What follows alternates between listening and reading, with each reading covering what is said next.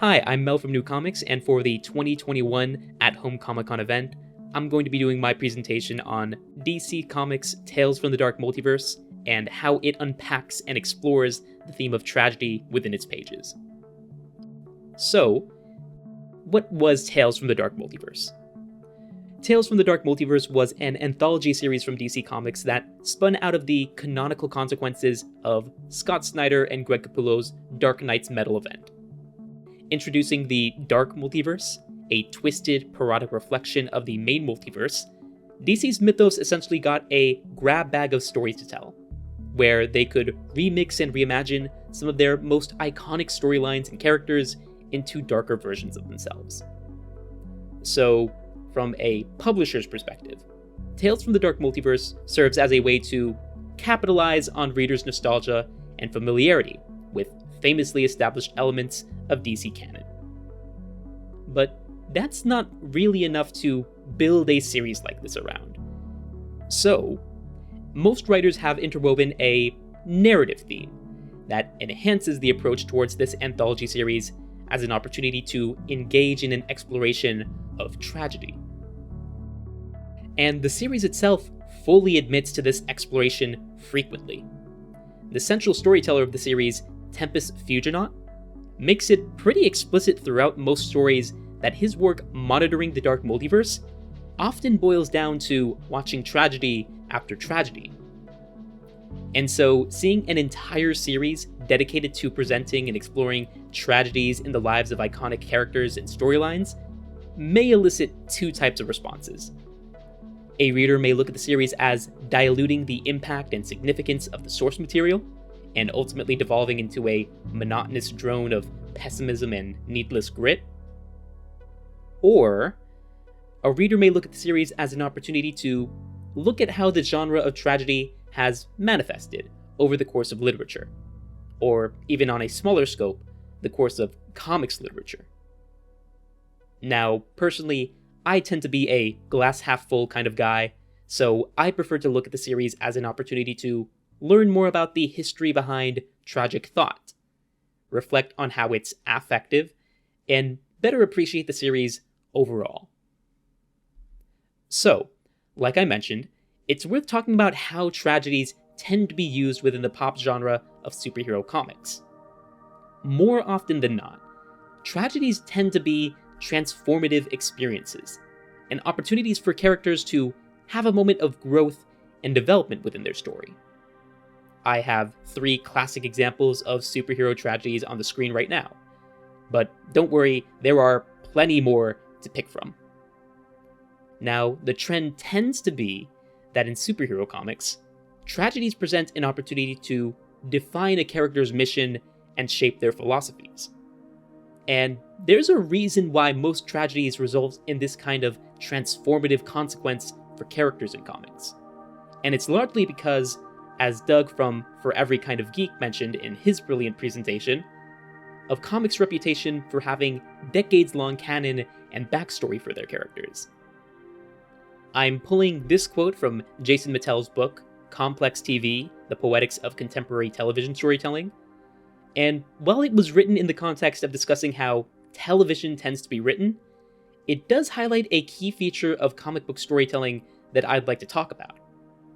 Unlike nearly every other narrative medium, except comics, American commercial television operates on what might be termed the infinite model of storytelling. A series is deemed a success only as long as it keeps going. As Mattel points out, comics is one of the few storytelling formats that has largely navigated most of its storytelling process around the ability to perpetually tell more stories using the same cast of characters. So, with this framework in mind, it can be really hard sometimes to write a normative tragedy because the publishing model dictates the need for something to always happen next. What happens after Spidey loses Gwen Stacy? What happens once Batman loses a Robin? And so, in a very healthy and admirable way, most writers tend to make the next part of a tragedy an opportunity for characters to better understand themselves, their world, and their motivations. Overall, from these tropes and trends, tragedies have historically been for the characters within comics. They're the ones who get the most growth out of the situation. But when we compare this historic function of tragedies within comics to how tragedies are conducted in Tales from the Dark Multiverse, we find a separation from this approach towards storytelling. In Tales, the tragedies we find within the Dark Multiverse aren't supposed to have this type of character development and emotional growth. And in a way, they're not allowed to. As an anthology series, the storytelling model for Tales doesn't have to worry about the consequences of what happens next once they've told their tragedy. And so it offers the writers a chance at conclusive finality for their plot. Meanwhile, through the lens of the series' own lore, the Dark Multiverse is supposed to be a realm soaked in travesty. As the multiverse's dark counterpart, the worlds we read about in Tales are damned to be uncanny mirror reflections of the mainline stories we know and love. So instead of seeing character growth and development, we tend to see slow descents into madness and misfortune. So all of this colors the context behind why we might see certain approaches or trends within the several stories told within the pages of Tales. And because of the anthology series' divergence from the tropes that tragedies tend to play in superhero comics, we often find that Tales from the Dark Multiverse emulates the types of tragedies more commonly found in classical literature instead, which also tend to be far more conclusive and final with their plots. Now, it's hard to generalize the history and characteristics of tragedy, as it's been a genre for millennia at this point. But probably the most famous starting point for understanding tragedy in Western literature comes from centuries of discussion around Aristotle's Poetics. Not to get too deep into the weight of Aristotle's literary philosophy, it's important to at least recognize that his ideas and observations around the tragedies of his era have largely shaped writing in the Western world ever since they were spread and praised from the Renaissance to centuries afterwards. So, what are a few features of Aristotle's definition of tragedy that come up in Tales from the Dark Multiverse? Well, there are three main features I'm interested in talking about. There's the concept of peripeteia, the heightening of a twist, and the emotional consequence of catharsis. So to start things off, most every story from Tales from the Dark Multiverse results from what Aristotle refers to as peripeteia, or the reversal of fortune. To go through some quick examples of the peripeteia from the first volume of Tales from the Dark Multiverse, we have Batman fails to reclaim the cowl in Nightfall. Sinestro hesitates to share the power of the White Lantern in Blackest Night. And Ted Kord murders Maxwell Lord in the lead up to Infinite Crisis. The entire concept of Tales from the Dark Multiverse is built on Aristotle's notion of peripeteia being valuable elements to complex tragedies.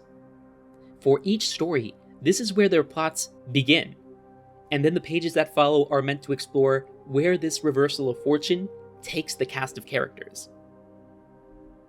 Secondly, we can talk about Aristotle's notion of a twist being a valuable component in tragic stories. Now, Aristotle didn't necessarily use the word twist when he was writing Poetics, so here's a more accurate quote of what I'm pulling from. Tragedy is an imitation not only of a complete action, but of events inspiring fear or pity. Such an effect is best produced when the events come on us by surprise. Now, I'm taking some liberties with this, but overall, I feel that describes a plot twist. And at a glance, this is absolutely core to the storytelling in Tales, as it's often where the stories reach their climax. Take, for example, when Batman's experience under Nightfall causes him to distrust those around him, and destructively claim all of Gotham in a power trip, which goes completely antithetical to Bruce's personal growth from the actual Nightfall event, where he realizes that he can rely on the Bat family to help protect the city. For another twist that tugs at the heartstrings, we have the death of Superman, where Lois Lane goes mad with vengeance over Superman's death, but then it turns out that Superman still comes back, only to die shortly after realizing just how far the love of his life has truly gone. And for the last element of Aristotelian tragedy I'll be talking about, there's Aristotle's explanation of tragedy as creating catharsis for the audience. Now, there are two main features to discuss with this. For one thing, Aristotle observes that tragedies tend to elicit emotions like pity and fear, but specifically for the purpose of purging these emotions afterwards in a healthy space. And again, this is something that Tales completely confesses to doing within their stories. But there's a more subtle consequence that Aristotle describes with this quote, and it's that he points out that the audience plays a role in the experience of a tragedy. To refer back to a quote from earlier, transformative tragedies in comics are tragedies for the characters. Meanwhile, by contrast, since Aristotelian tragedies connect with the reader so much, cathartic tragedies in literature are more so tragedies for the audience. And again, Tales touches on this concept particularly in the remix of Dark Knight's Metal, where we find a grown Duke Thomas who escapes from his dark universe to confront Tempest Fuginon. And Duke goes so far as to call the experience of reading tragedies into question when he criticizes Tempest for being nothing more than a voyeur for the travesties of the Dark Multiverse. So, all of this is to demonstrate that Tales is a fascinating collection of stories that do an admirable job of exploring tragedies as they've existed in classical literature. But to only look at Tales through this lens is still a limiting experience, as it completely overlooks how its existence within the comic book medium offers so much more for readers.